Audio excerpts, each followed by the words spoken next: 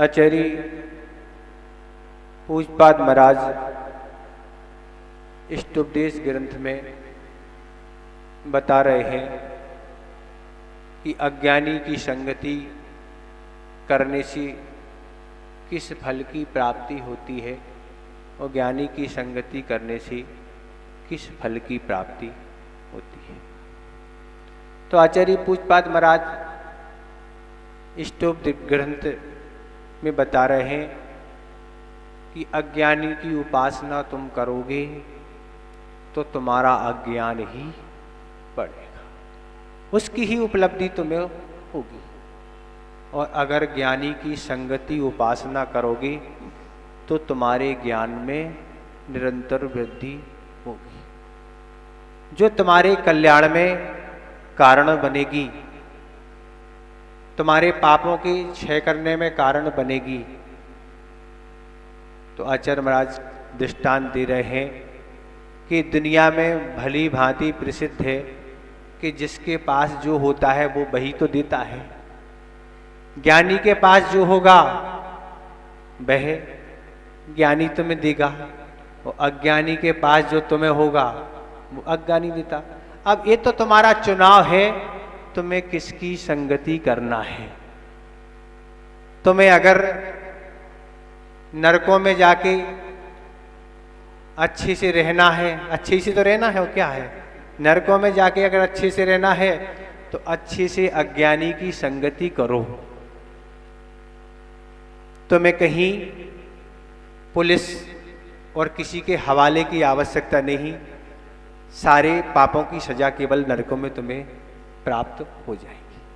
तो आचार्य महाराज कह रहे हैं अगर तुम्हें स्वर्गों में सुख जाके भोगना है, अच्छे से रहना है, तो फिर तो ज्ञानी की संगति ही करना पड़ेगी, अन्यथा और कोई रास्ता तो है ही नहीं। जब आचार्य महाराज ने इष्टोपदेश ग्रंथ पढ़ाया था तब इस श्लोक की व्याख्या में आचार्य महाराज ने कहा कि जैसे तुम अपने हाथ में गुलाब का फूल लोगे तो तुम्हारा हाथ उस गंध से महक जाएगा। किस गंध से? जो गुलाब के फूल में सुगंधी भरी हुई थी, ऐसी महका आएगी। तो ये तो है ज्ञानी की संगति। और अगर तुमने अपने हाथ को मट्टी के तेल में डाल दिया तो क्या होगा? तो दुर्गंध से भी तुम्हारा हाथ महक जाएगा। ये है अज्ञानी की संगति। ये दोनों की संगति के लिए आचार्य महाराज ने यह श्लोक दिया है। तो इस तरह से संसार में अज्ञानियों की कोई कमी नहीं। आप एक ढूंढेंगे, 1000 नहीं, लाख नहीं, करोड़ नहीं, अरब मिल जाएंगे, पर ज्ञानियों का मिलना बहुत कठिन है। तो आचार्य ने ज्ञानी उन्हीं को कहा है जो स्वयं उस पाप कार्य से दूर हैं और दूसरे को पाप से छुड़ाने की शिक्षा देते हैं, उनको ज्ञानी कहा है। ये नहीं कि स्वयं तो पापों में लिप्त हैं और दूसरों को क्या कर रहे हैं, पापों से छुड़ाने की बात कर रहे हैं, तुम पापों से छूटो। उनका असर कहाँ तक होगा? नहीं होगा। तो इस तरह आचार्य महाराज ने इस श्लोक में यही कहा कि अज्ञानी की तुम संगति करोगे, उपासना करोगे तो तुम्हारे अज्ञान में निरंतर वृद्धि होगी। तो अज्ञानी दुनिया में अनेकों हैं। आज अपन देख रहे हैं कि आज ऐसे ही लोगों के जो विषय कषायों में, पापों में और व्यसनों में फंसे हैं, उनके द्वारा लिखा हुआ साहित्य आज स्वागत को प्राप्त हो रहा है। उनके द्वारा बनाई हुई चीज, उनके द्वारा रचना की हुई चीज लोग कैसे सम्मान के साथ पढ़ रहे। शायद ऐसी विनय तो वह जनमानी की नहीं करते होंगे जैसी उस साहित्य के लिए लोग लाइन लगा के क्या है लेकर आते हैं और पढ़ते हैं। जो समय सोने का है वह समय उसको पढ़ने में गंवाते हैं। अभी नहीं, घर में हमने सुना है लोग ऐसे पढ़ने के शौकीन होते हैं कि ऐसी पुस्तक को जब हाथ लेते हैं तो शुरू और अंत एक ही साथ करते हैं। इंटरवल नहीं होता उसमें, विदाउट इंटरवल। क्या पढ़ते? Without interval. जैसे ली सुनते थे घर में, कोई भी उपन्यास है उनको पढ़ने में 3 घंटे ही लगते थे, ज़्यादा समय नहीं। 3 घंटे में वह पूरा रस ले लेती थी, विदाउट इंटरवल, कोई इंटरवल नहीं होता था। तो आचार्य महाराज कह रहे हैं कि अगर ऐसे घोर व्यसन में, पापों में और कषायों में जो व्यक्ति फंसे हैं, उनके द्वारा अगर लिखे हुए साहित्य से आप जुड़ रहे हो, क्रियाकलापों से जुड़ रहे हो, तो तुम्हें नरक के अलावा और कुछ मिलने वाला नहीं है। तुम्हारा रिजर्वेशन हो गया है। क्यों रिजर्वेशन हो गया? इसलिए कि तुम निरंतर वैसे ही पापों को बंद करते चले जा रहे हो। तुम्हारी क्या है, रुचि उसी ओर बढ़ रही है, तुम्हारी मानसिकता वैसी ही बनती जरी जा रही है। तो इस तरह से साहित्य हो, चाहे टीवी पर अनेक प्रकार के कार्यक्रम हो, चाहे मोबाइल के कार्यक्रम हो, चाहे कंप्यूटर के कार्यक्रम हो, चाहे अनेक मैगजीन आदि इनके कार्यक्रम हो, इन कार्यक्रम से आप जुड़ रहे हो, तो उस तरह की आपकी मानसिकता निरंतर बनती जा रही है और आप उसी ओर निरंतर बढ़ रहे हैं। और बढ़ने का अलग है कि निरंतर आप खोटे काम करने से पाप का ही बंद करते चले जा रहे हैं। तो इस तरह की तुम कहते हैं, लोग साहित्य कहते हैं। क्या कहते हैं? हम ये साहित्य पढ़ रहे हैं।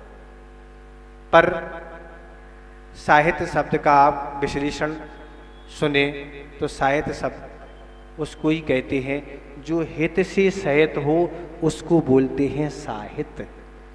पर जिसमें कोई हित की बात नहीं हो उसे हम साहित्य कह सकते क्या? नहीं कहते। पर आचार्य द्वारा जो भी लिखित है, भगवान के द्वारा कहा है, उसमें हित के अलावा अहित की कोई बात नहीं मिलेगी।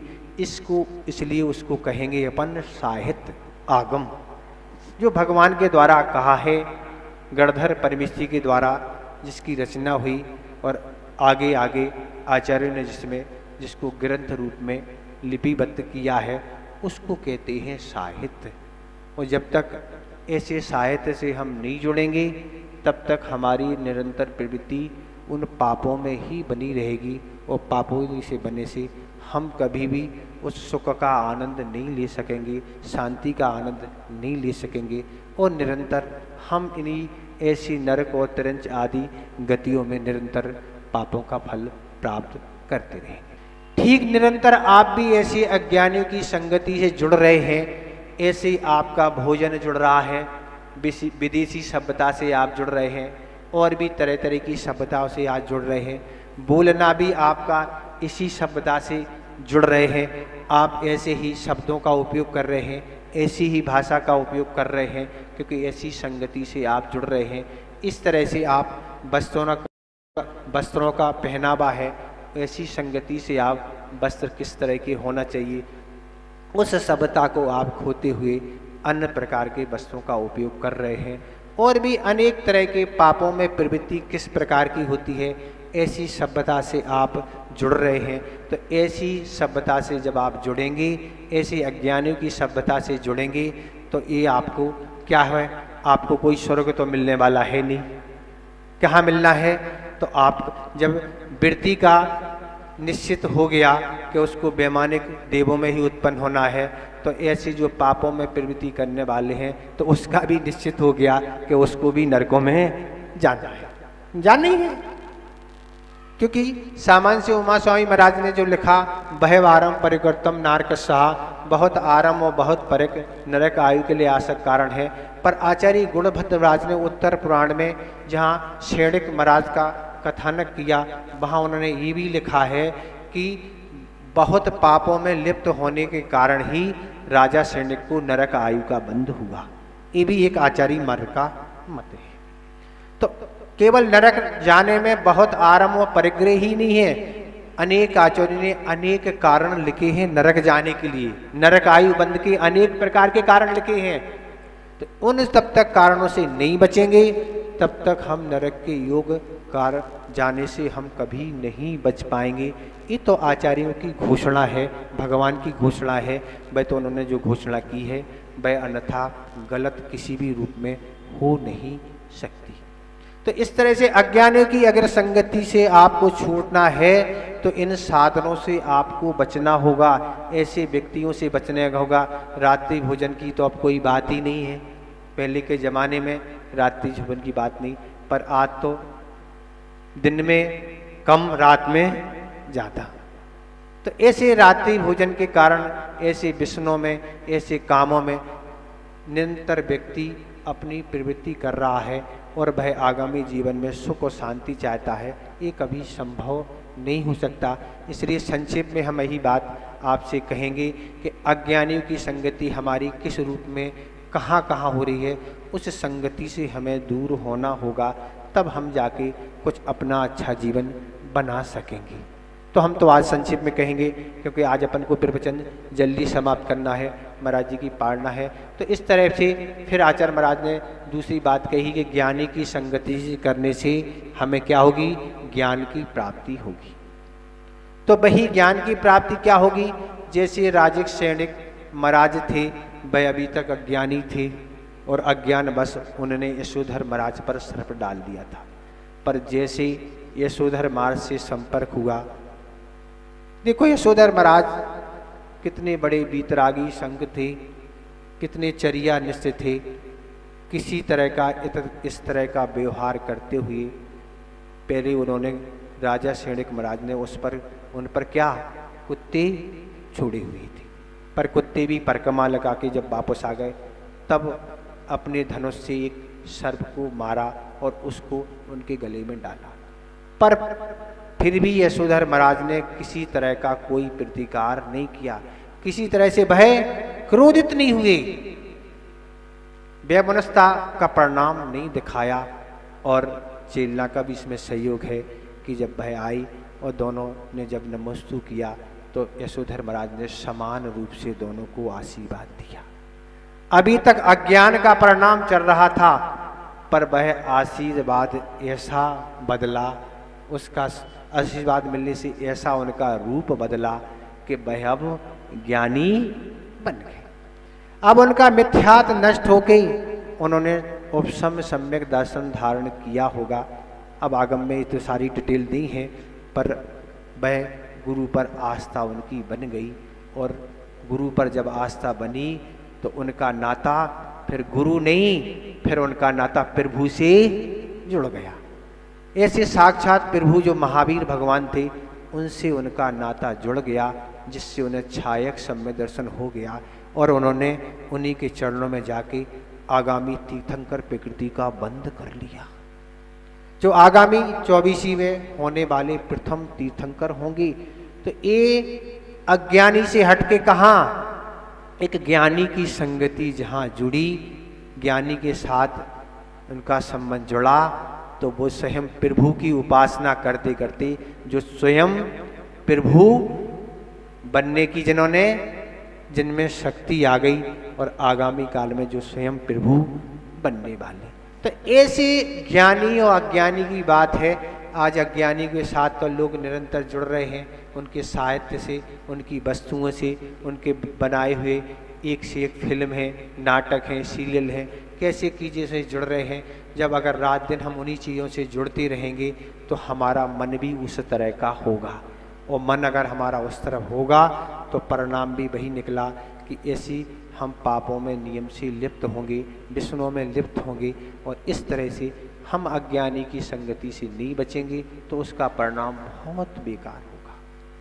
तो इस तरह से दूसरा परिणाम है कि गुरुदेव अर्थात विद्याधर जब आचार्य ज्ञान सागर महाराज की संगति से जुड़ गए तो क्या हो गया कि उस विद्याधर को विद्यासागर बना दिया, अर्थात आचार्य विद्यासागर बना दिया, और अपन सब भी आचार्य विद्यासागर से जुड़ गए। तो अपन भी कुछ गलत संगति से हटके अच्छी संगति की ओर आ गए। उसका ही ये परिणाम है कि हम सब यहाँ अच्छे स्थान पर बैठे हैं और कुछ हमने अच्छे सुनने का भाव बनाया है, कुछ अच्छे करने का भाव बना है। अन्यथा अगर ऐसे गुरुदेव की संगति हम आपको नहीं मिलती तो हम आप भी कहाँ होते, ये तो कोई पता नहीं। ये तो उनका ही प्रभाव है, उनका ही उपकार है। अगर वो निमित्त रूप में नहीं होते और हम इस तरह से अपना पापों का त्याग नहीं करते, ऐसी संगति नहीं गुड़ते, तो हमारी भी निरंतर यही दुर्दशा होती जो अनादि काल से हमारी दुर्दशा हुई है।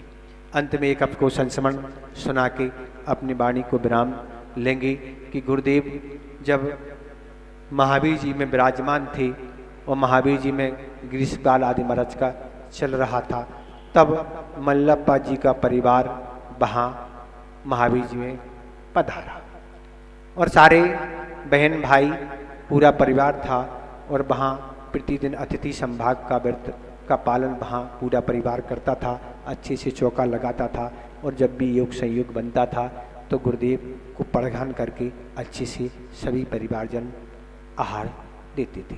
काफ़ी दिन वहाँ रुकना हुआ और रुकने के बाद अब जब खेती का समय हो गया, बहुत दिन घर से आए हुए, तो जाने का विचार हुआ और सभी लोगों ने आचार्य महाराज से आज्ञा चाहिए कि आचार्य महाराज हम लोग आपके पास इतने दिन रहे, काफ़ी हम लोगों ने पुण्य का लाभ लिया, काफ़ी हमारी मानसिकता बदली और अब हम संसार से धीरे धीरे हटने के प्रयास करेंगे।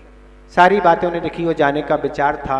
उसमें पूज्य योग सागर महाराज और पूज्य समय सागर महाराज उस समय गिरत अवस्था में थे और दोनों भाइयों ने निवेदन किया कि हम भी अब जा रहे हैं। तब गुरुदेव ने कहा कि हम भी उसी घर में रहते थे, जिस घर में तुम जा रहे हो उस घर में ही रहते थे, जो तुम करने जा रहे हो वो हम ही करते थे। तुम खेती किसानी करने जा रहे हो, हम वही खेती किसानी करते थे और यही अनादि काल से हमने खेती किसानी आदि सब कुछ किया है और जाके तुम्हें फिर करना है। आखिर तुम्हें कल्याण करना है कि नहीं, ये तो सब कुछ तुम सोच रहे हो, पर आज तक तुमने अपने कल्याण के बारे में कुछ सोचा कि नहीं। उम्र तो बहुत छोटी थी, 15, 16, 17 साल की लगभग उम्र रही थी। पूज्य समय सागर में रहता था, शायद 17 साल की उम्र में तो उनकी क्षुल्लक दीक्षा हुई है, तो इतनी छोटी सी उम्र की उम्र थी। तो जैसे ही आचार्य महाराज ने ये बात रही कि कल्याण के बारे में कुछ सोचोगे, तो आचार्य महाराज से दोनों बालकों ने कहा तो फिर आप बताएं कल्याण का मार्ग कौन सा है। पर ये छोटे बालक थे, पर इतना तो सब संस्कारवान समझते थे।